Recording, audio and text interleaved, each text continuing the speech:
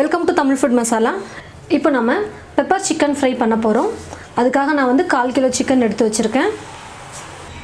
கடாய் நல்லா சூடேறினதும் எண்ணெய் ஆட் பண்ணிக்கிறேன். எண்ணெய் நல்லா சூடேறினதும் சோம்பு கொஞ்சம், ஒரு 2 லவங்கம், ஒரு சின்ன துண்டு பட்டை ஆட் பண்ணிக்கிறேன். ஒரு பெரிய வெங்காயம் பொடியாக கட் பண்ணி வச்சுருக்கேன், அதை ஆட் பண்ணிடுறேன்.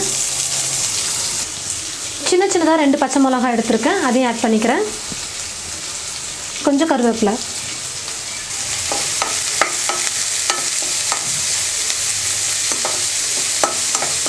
வெங்காயம் இந்த அளவுக்கு நல்லா ப்ரௌனாக வந்ததுக்கப்புறமா ஒரு 1/2 ஸ்பூன் இஞ்சி பூண்டு பேஸ்ட் சேர்த்துக்கிறேன்.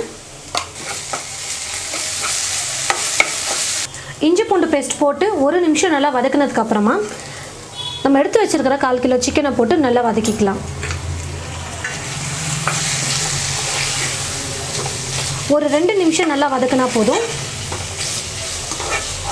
சிக்கனை எண்ணெயிலே 2லேருந்து 3 நிமிஷம் நல்லா வதக்கிட்டேன்.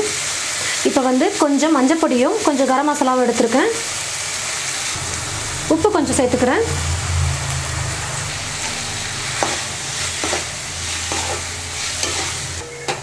இந்த மசாலா ஐட்டம்ஸை மட்டும் சேர்த்துட்டு நம்ம ஒரு 5லேருந்து 6 நிமிஷம் நல்லா குக் பண்ணிக்கலாம்.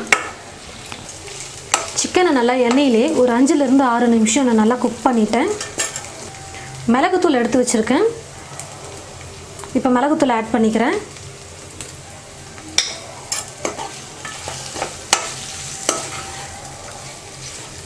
நம்ம வேறு எதுவுமே காரத்துக்கு சேர்க்கல, மிளகாத்தூள் எதுவுமே சேர்க்கல, பச்சை மிளகா போட்டிருக்கோம். இப்போ மிளகுத்தூள் ஆட் பண்ணுறோம். இது மட்டும்தான் இப்போ சிக்கனுக்கு காரமே நமக்கு. அதனால் தேவையான அளவுக்கு நீங்கள் மிளகு போட்டுக்கோங்க. அதே சமயம் ரொம்ப அதிகமாகவும் மிளகு போடக்கூடாது, கசப்பாகிடும். மேலே ஒரு மூடி போட்டு மூடிடுறேன்.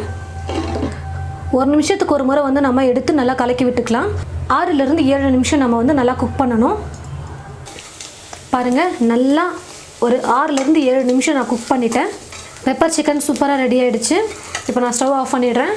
இது போல் நீங்களும் உங்கள் வீட்டில் ட்ரை பண்ணி பாருங்கள். ட்ரை பண்ணி பார்த்துட்டு எப்படி இருக்குன்னு கமெண்ட் பாக்ஸில் கமெண்ட் பண்ணுங்கள்.